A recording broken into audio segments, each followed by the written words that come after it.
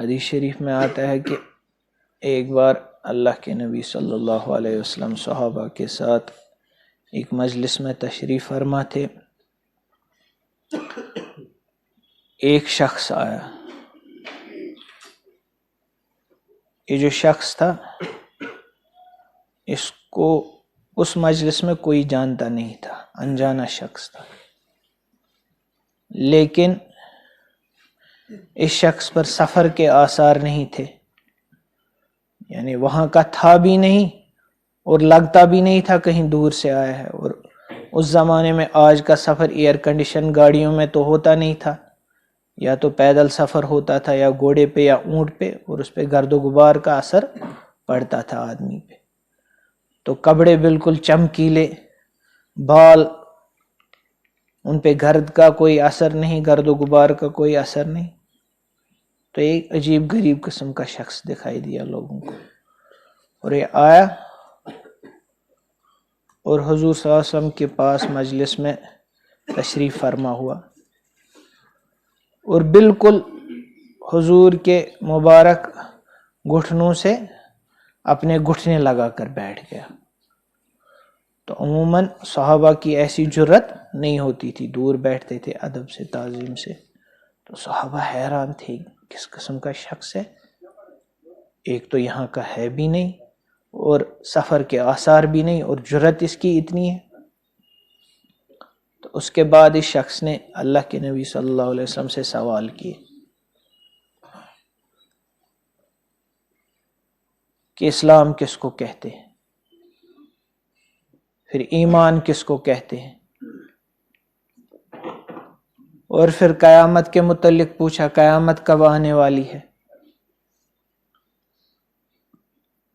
اور جب بھی اللہ کے نبی صلی اللہ علیہ وسلم کوئی ارشاد فرماتے، جیسے اسلام کے متعلق، اسلام یہ ہے تم نماز پڑھو، روزہ رکھو، حج کرو، زکوٰۃ ادا کرو، تو جواب کے بعد خود ہی کہتا آپ نے سچ کہا، آپ نے صحیح کہا.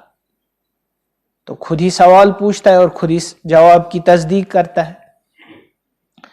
اس کے بعد اس شخص نے پوچھا احسان کس کو کہتے ہیں.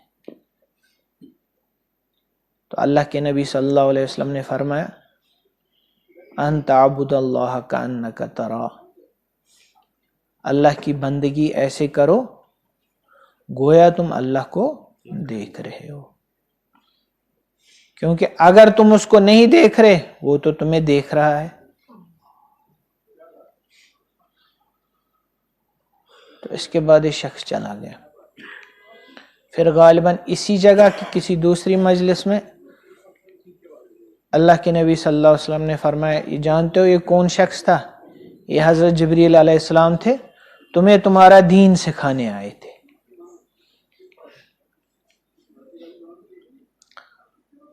تو غرض پہلے ہے ایمان، اللہ کو ماننا، آخرت کو ماننا، اللہ کے فرشتوں کو ماننا، اللہ کی کتابوں کو ماننا دل سے. پھر اس کے بعد ہے اسلام، اب اس پر عمل پیرا ہونا. جب اللہ کو مانا تو اللہ کی ماننی ہے،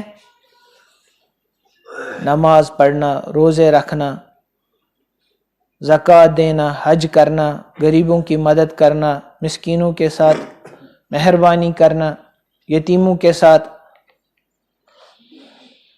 پھر اس کے بعد ہے احسان. یہ سب ایسے کرنا، یہ جو کچھ آپ کر رہے ہیں اسلام میں، کہ گویا آپ اللہ کو دیکھ رہے ہیں. ایک انسان کو جب یہ احساس پیدا ہوتا ہے پھر اس کے اعمال میں خود بخود حسن پیدا ہوتا ہے، کرنے والے اعمال، اور نہ کرنے والے اعمال سے وہ خود بخود پیچھے رہتا ہے، ہٹتا ہے. ابھی ہم چائے کے وقت جب شور وغیرہ کرتے ہیں تو اگر اچانک مصعب آ جاتے ہیں تو سب خود بخود خاموش ہو جاتے ہیں، کہ ذہول تھا، حالانکہ مصعب یہیں پہ تھے کمرے میں، لیکن ذہن سے نکل گیا آدمی کو. اب جب آگے ذہن کے آگے شکل آئی تو فوراً انسان محتاط ہو جاتا ہے. ایسے ہی اللہ ہے، اور ہر وقت ہمیں دیکھ رہے ہیں اور ہر وقت ہمارے ساتھ ہیں، کیونکہ اللہ کا کلام ہے وَهُوَ مَعَكُمْ أَيْنَمَا كُنْتُمْ، وہ تمہارے ساتھ ہے تم جہاں کہیں بھی ہو۔ اور ایک جگہ اللہ تعالیٰ شانو فرماتے ہیں جب تم دو ہوتے ہو تو تمہارے ساتھ تیسرا میں اللہ ہوتا ہے، جب تین ہوتے ہو چوتھا تمہارے ساتھ اللہ ہوتا ہے، زیادہ ہوتے ہو ان کے ساتھ اس وقت اللہ دوسرا ہوتا ہے۔ تو یہ تو اس پہ تو ایمان ہے، لیکن یہ ایمان احساس کی کیفیت میں تبدیل ہو جائے اس کو بولتے ہیں احسان۔ جب بندے کو یہ احساس ہوگا کہ اللہ نے فرمایا ہے، اب آپ کو کسی بزرگ کے پاس گئے، حضرت نصیحت کیجئے، تو اس بزرگ نے کہا دیکھو نظروں کی حفاظت کرنا، اپنی نظروں کو جھکانا غیر محرم کے پاس۔ اب یہ باہر چلا گیا، چونکہ عادی ہو گیا تھا اس غلطی کا، تو وہاں سے کوئی غیر محرم یا نازیبہ چیز تھی، اس کی نظر پڑ گئی، اب پھر سے نظر ڈالنے والا تھا، فوراً یہ بزرگ وہاں سے نکل رہے تھے، چل رہے تھے، تو اس کی نظر خود بخود جھکے گی کہ نہیں جھکے گی؟ کیوں؟ کیونکہ اب اس شخص کی پریزنس کا احساس اس کو ہو گیا، یہ یہیں پہ ہے۔ تو ایسے ہی اللہ ہے ہر وقت ہمارے ساتھ، ہر وقت ہمیں دیکھ رہے ہیں، اس پہ تو ایمان ہے، کیونکہ اگر ایمان نہیں ہے تو پھر اگر یقین اس کا نہیں ہے تو تب ہمارا ایمان ہی نہیں ہے۔ ایمان تو ہے الحمدللہ، لیکن اس کو ہم پرسیو اور فیل نہیں کر پاتے، اس میں ذہول ہو جاتا ہے، غفلت ہو جاتی ہے، کوئی پڑھیا چاہنا مشرف گسا۔ اسی صفت کو پیدا کرنے کو کہتے ہیں احسانی کیفیت حاصل ہونا۔ اور اگر کسی کو اللہ تعالیٰ شانو یہ کیفیت عطا کرے، بلکہ یہ کیفیت نہیں اصل میں مقام ہوتا ہے، ایک ہوا احسانی کیفیت، وہ تو کبھی کبھی ہر ایک کو اللہ تعالیٰ شانو کبھی نہ کبھی کسی نہ کسی درجے میں اس کا حصہ نصیب ہوتا ہے۔ کبھی آپ کو خود بھی لگتا ہے دعا کر رہے ہیں، آہوزاری کر رہے ہیں، خود بھی لگ رہا ہے گویا میں اللہ کے سامنے ہوں، اللہ میری سن رہے ہیں۔ ایسے ہی کبھی تلاوت کر رہے ہیں تو کوئی ایسی آیت آ گئی تو خود محسوس ہوتا ہے گویا اللہ کے سامنے میں پڑھ رہا ہوں۔ تو اس کو بولتے ہیں کیفیت، کیفیت جو کسی وقت تک رہے پھر چلی جائے۔ اور ایک ہوتا ہے مقام، مقام ہوتا ہے جو ایک صفت بن جائے، کوالٹی بن جائے۔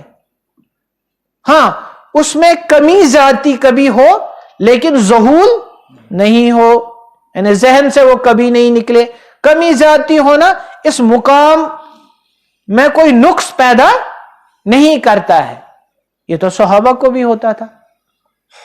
صحابہ آئے اللہ کے نبی صلی اللہ علیہ وسلم کے پاس، یا رسول اللہ صلی اللہ علیہ وسلم جب ہم آپ کی مجلس میں ہوتے ہیں تو گویا ہم جنت کو اپنی آنکھوں سے دیکھ رہے ہوتے ہیں، جنت جہنم گویا ہمارے سامنے ہوتی ہے۔ اب جب جنت سامنے ہوگی تو آدمی کتنی کوشش کرے گا اس کے لیے، پھر تراویح میں تھوڑی تھکاوٹ محسوس ہوگی، اس کو پتا ہے اس پہ مجھے کیا مل رہا ہے، وہ دکھائی دے رہا ہے اس کو۔ اور غلطی ہوگی تو جہنم گویا آنکھوں کے سامنے ہے، وہاں کے لوگوں کی چیخو پکار سن رہا ہے، محسوس کر رہا ہے اس کو، تو غلطی تھوڑی کرے گا۔ تو لیکن پھر جب آپ اپنے گھر والوں میں جاتے ہیں، اپنے بیوی بچوں میں جاتے ہیں، تو پھر وہ حالت ہماری نہیں رہتی۔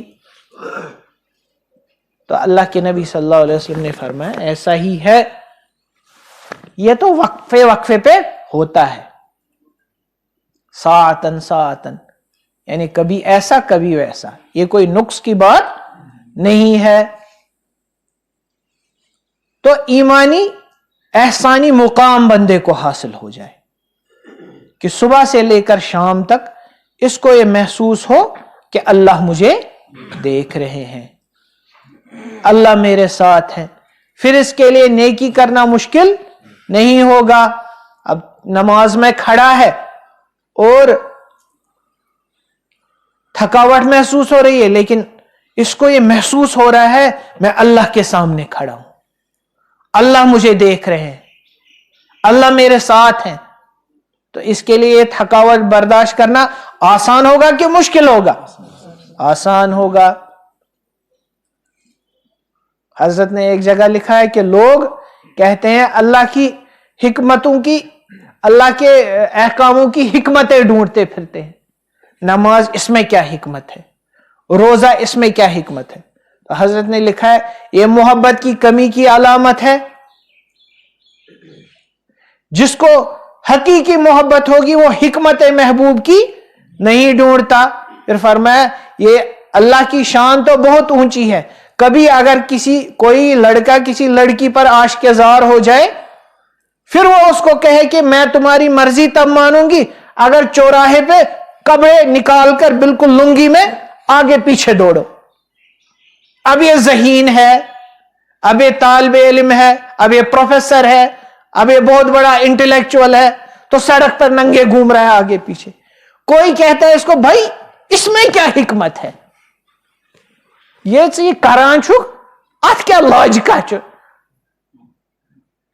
تو وہ اس کو کہے گا کہ تمہاری حکمت اور تمہارا لاجک جائے باڑ میں، جس نے مجھے کہا ہے اگر وہ مجھے اس سے زیادہ بھی کہے تو میں اس کے لیے بھی تیار ہوں. تو یہ کس کی علامت ہے؟ محبت کی علامت. تو ایسے ہی جب اللہ جل شانہ سے تعلق بندے کو ہوتا ہے پھر وہ حکمتیں نہیں ڈھونڈتا، پھر وہ کرنے کے لیے تیار ہو. گویا جب یہ بندہ محسوس کرے گا اللہ مجھے دیکھ رہے ہیں، اللہ میرے ساتھ ہے، تو اس کے لیے کھڑا ہونا آسان ہو جائے گا. ایسے ہی اب جب گناہ کا موقع ہے، کوئی خوبصورت لڑکی گزر رہی ہے، دل چاہ رہا ہے بد نظری کرے،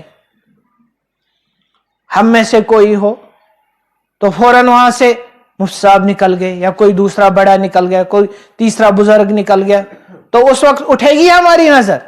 نہیں اٹھے گی، خود بخود جھک جائے گی. اس وقت ہم نہیں کہیں گے کنٹرول نہیں ہو پاتا، اس وقت کنٹرول ہو جاتا ہے. حضرت حکیم اختر صاحب نے کہا ہے کہ ایک شخص جنگل میں جا رہا تھا اور جنگل میں دوشیزہ زماں، اس زمانے کی سب سے خوبصورت عورت نکل رہی تھی. تو بد نظری کرنے کا عادی تھا، لیکن جیسے ہی نظر اٹھانے والا تھا دور سے جھاڑیوں میں ایک خونخوار شیر دکھائی دیا جو بالکل اس پر چھلانگ مارنے والا تھا. کہتا ہے کیا اس شخص کی نظر اس وقت اس لڑکی پر جائے گی؟ نہیں، بالکل اس شیر کو دیکھتا رہے گا. کہتے ہیں اب اگر وہ زبان کال یا زبان حال وہ لڑکی کہے گی میں تو اتنی خوبصورت ہوں، فلان ہوں، فلان ہوں، تمہاری نظر کیوں نہیں اٹھ رہی؟ وہ کیا کہے گا؟ میری تو جان کے لالے اس وقت پڑے ہوئے ہیں، میں تو اس شیر کی طرف دیکھ رہا ہوں کب یہ مجھ پر جھپٹ پڑے اور میں اپنے آپ کو بچاؤں. اس وقت اس کی نظریں خود بخود جھک جائیں گی. تو ایسے ہی جب بندے کو اللہ کی پریزنس کا احساس پیدا ہو جائے، حالانکہ اللہ ہر جگہ ہے، ہر وقت ہے، ہر آن ہے، ہر گھڑی ہے، ہر لمحے ہے، لیکن یہ احسان جو ہے یہ زبانی جمع خرچ نہیں ہے، نہ یہ لکھنے سے سمجھ میں آتا ہے نہ پڑھنے سے سمجھ میں آتا ہے. یہ احسان دل کی کیفیت ہے، اسی لیے دل سے محسوس ہوتا ہے. کوئی آپ کو احسان پہ لیکچر دے پورے 2-2.5 گھنٹے پوری حدیثیں سناتا رہے، کتاب اور سنت میں جو جو چیزیں اس کے جب تک کہ یہ کانوں سے تھوڑی محسوس ہوگا، نہ یہ عقل سے محسوس ہوگا، یہ کس سے محسوس ہوگا؟ دل سے محسوس ہوگا. تو بندے کو یہ محسوس ہو کہ اللہ مجھے دیکھ رہے ہیں اور اللہ میرے ساتھ ہے، اس کو کہتے ہیں احسان. اور اس کو بزرگوں نے فرمایا تمام جو ریاضت، مجاہدہ، طریقت اور تصوف وغیرہ، اس کا جو خلاصہ اور جو ایپیکس ہے وہ ہے کہ بندے کو یہ حالت نصیب ہو جائے. اس کی ابتدا ہوتی ہے انما الاعمال بالنیات سے اور اس کی انتہا کس پہ ہوتی ہے؟ احسان پہ. اب جب احسانی کیفیت ہے تو بندے کے لیے گناہ سے بچنا آسان. اس وقت بھی ہم جیسے کمزور لوگ جو ہیں، ہم جیسے کمزور لوگ، آپ کبھی آزما لیجئے گا، کوئی غلطی ہم سے ہو رہی ہو، کسی غلط کام میں مجبوراً یا سہون کر رہے ہو، تو اس وقت آپ سوچیے اللہ مجھے دیکھ رہا ہے اس وقت، ہم جیسے لوگوں کو بھی احساس ہوتا ہے کہ ہم یہ نہیں کریں، حالانکہ یہ احسان وہ والا احسان نہیں ہے جو پرسیو ہم کرتے ہیں، یہ احسان عقلی ہے، ہم ذہن میں اس چیز کو یاد دلاتے ہیں، جو احسان کا نیچے والا درجہ ہے، جس کے متعلق اللہ کے نبی صلی اللہ علیہ وسلم نے فرمایا کہ اگر ایسا نہیں ہے کہ تمہیں لگ رہا ہے کہ میں اللہ کو دیکھ رہا ہوں، کم سے کم ذہن میں یہی دوڑاؤ، ذہن میں یہی بات تازہ کرو، اللہ تو تمہیں دیکھ رہے ہیں، اس میں کوئی شک تو نہیں نا، یہ یقینی بات ہے نا، 100% یقینی ہے، تو ذہن میں دوڑاؤ، کبھی کوئی غلطی ہو رہی ہو سوچو اللہ مجھے اس وقت دیکھ رہے ہیں، میں یہ تو کر رہا ہوں در و دیوار میں چھپ کر، لیکن کوئی دیکھ رہا ہے اسے آسمان سے، تو خود بخود بندہ رک جائے گا اس گناہ سے، اور بار بار اس کی جب مشق کرے گا تو پھر بندے کو یہ کیفیت اللہ تعالی شانو عطا کرتے ہیں۔ اور اب اس کو حاصل کرنے کا طریقہ کیا ہے؟ پہلی 2 چیزوں کو درست کیجئے۔ حضرت جبریل علیہ السلام نے کسی وجہ سے تو پہلے ہی احسان پوچھ سکتے تھے، پہلے پوچھا ایمان کیا ہے، تو ایمان کو پہلے درست کیجئے، آخرت کے یقین کو درست کیجئے، پھر اسلام کیا ہے، اسلام کو درست کیجئے، اپنی نمازوں کو، روزوں کو، زکوٰۃ کو، حج کو، پھر احسان آنے لگے گا۔ نمبر 1، اپنے ایمان کو، ایمانیات کو تازہ کرتے رہیے اور اسلام کو درست کیجئے، پھر انشاءاللہ احسان کی جو کیفیت ہوگی وہ حاصل ہوگی۔ نمبر 1۔ نمبر 2، چلتے پھرتے رستے میں اپنے دل میں یہ سوچتے رہیے، یا ورد کیجئے، زبان سے بھی کہہ سکتے ہیں، اللہ مجھے دیکھ رہا ہے، اللہ مجھے دیکھ رہا ہے، اللہ میرے ساتھ ہے، اللہ میرے ساتھ ہے، اللہ مجھے دیکھ رہے۔ بیچ بیچ میں زبان سے بھی بولے، کوئی حرج نہیں، ہم تو زبان سے پتہ نہیں کیا کیا خرافات کہتے رہتے ہیں۔ اور تیسری بات، جن لوگوں کو اللہ تعالی شانو نے احسانی کیفیت عطا کی ہو، ان لوگوں کے پاس جائیے، ان کے پاس بیٹھیے۔ دیکھیے میں نے آپ کے سامنے عرض کیا، یہ احسان کیا ہے؟ یہ دل کی کیفیت ہے، اور دل پر کس چیز کا اثر پڑتا ہے؟ دل کا اثر پڑتا ہے۔ دل پر بڑے مزین الفاظ کا اور بڑی بڑی عبارتوں کا اثر نہیں پڑتا اتنا جتنا دل کا اثر پڑتا ہے۔ ایک اللہ والے کے پاس ہم گئے، ایک دن گاڑی میں جا رہے تھے، ہم نے کہا سب سے جلدی اللہ تعالی شانو سے تعلق حاصل کرنے کا کیا طریقہ ہے؟ وہ آگے بیٹھے تھے گاڑی میں، ہم پیچھے، تو انہیں ایسے دیکھا، پھر کہا ان سے ملنے کی ہے یہی ایک راہ، ملنے والوں سے راہ پیدا کر۔ اب کوئی سمجھے بھائی یہ تو ان نے دین میں یہ چیز نکال دی، ڈائریکٹلی دیکھو، بادشاہ جو ہوتا ہے، بادشاہ کے سب سے قریب کون ہوتا ہے؟ وزیر، اور وزیر کے بعد جو دوسرے سنتری وغیرہ ہوتے ہیں آگے۔ اب جب جس کو بادشاہ کے پاس جانا ہوتا ہے وہ سیدھا ہی چھلانگ مارتا ہے بادشاہ کے پاس، نہیں، وہ پہلے سنتری کے ساتھ تعلق، پھر آگے والے آگے۔ ایک دن اس کو موقع ملتا ہے بادشاہ کی مجلس میں بھی بیٹھنے کا۔ ایسے ہی جو کائنات کا بادشاہ ہے وہ تو سب کے لیے ایکسیسیبل ہے، لیکن ابھی ہماری صلاحیت اور لیاقت اتنی نہیں ہے۔ تو جو ایسے ہو، جو اللہ کی دربار میں حاضری اس ذوق و شوق سے دیتے ہوں، تو آدمی اپنے آپ کو ان کے پاس بیٹھنے کا عادی بنائے، پھر اس کا اثر پڑتا ہے، ان کے دلوں کا اثر پڑے گا ہمارے دلوں پہ۔ دنیا میں بھی ہوتا ہے، جیسے لوگوں کے ساتھ بیٹھتے ہیں، اللہ کے نبی صلی اللہ علیہ وسلم نے فرمایا اگر خوشبو والے کی دکان پر جاؤ گے تو ذہن و دماغ معطر ہوگا، یہ کم سے کم درجہ ہے، یا ورنہ خوشبو خریدو گے یا وہ تمہیں خوشبو دے گا۔ اگر کچھ نہیں تو کم سے کم جتنی دیر اس دکان پر بیٹھے ہو اتنی دیر آپ کو خوشبو ملتی رہے گی، ذہن و دماغ معطر ہوگا۔ اور اگر لوہار کے پاس بیٹھو گے، اس کی بٹھی میں جاؤ گے تو یا تو چنگاری لگے گی، اگر وہ نہیں تو کم سے کم جتنی دیر وہاں ہو دھواں تو تمہارے دماغ میں جائے گا ہی۔ ایسے ہی جو صاحب احسان ہوتے ہیں، جن کو اللہ تعالی شانو نے ایسی کیفیت دور سے محسوس ہوتا ہے، ان کی نمازیں الگ، ان کی دعائیں الگ، ان کی تلاوت الگ، ان کا اللہ سے مانگنا الگ، آدمی کو بھی محسوس ہوتا ہے. تو ایسے لوگوں کے قریب اپنے آپ کو کرنے کی کوشش کرے اور بار بار اللہ کے حاضر و ناظر ہونے کا مراقبہ کرتا رہے. رستے میں، نماز سے پہلے نماز پڑھنی ہے. اب دیکھو نماز ہم پڑھتے ہیں، کہتے ہیں نماز میں دھیان نہیں رہتا. جب نماز کے باہر اللہ کا دھیان نہیں رکھتے تو نماز میں کہاں سے اللہ یاد آئے گا؟ نماز کے باہر اللہ کا دھیان ہوتا تو نماز میں جب داخل ہوتے نماز میں بھی اللہ کا دھیان رہتا. کم سے کم اتنا تو کر سکتے ہیں نماز سے پہلے 3-4 منٹ، 2 منٹ، 1 منٹ، جتنا ہو سکے، جس سے بیٹھے تھوڑی دیر ذہن میں یہ تصور کرے.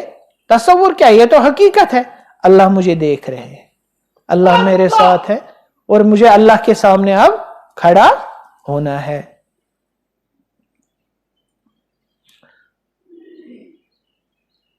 ٹھیک ہے انشاءاللہ. احسان کوئی زائد چیز نہیں، یہ دین کی اور اعمال کی چوٹی ہے اور ہر ایک کو اس کی ضرورت ہے. اپنے اعمال کو قیمتی بنانے کے لیے نمازیں ہیں 1 سال کی، لیکن ان کا وزن ایک نماز کے برابر بھی نہیں. روزے ہیں پوری عمر 60 سال کے، لیکن ایک دن کے روزے کا وزن نہیں ان میں.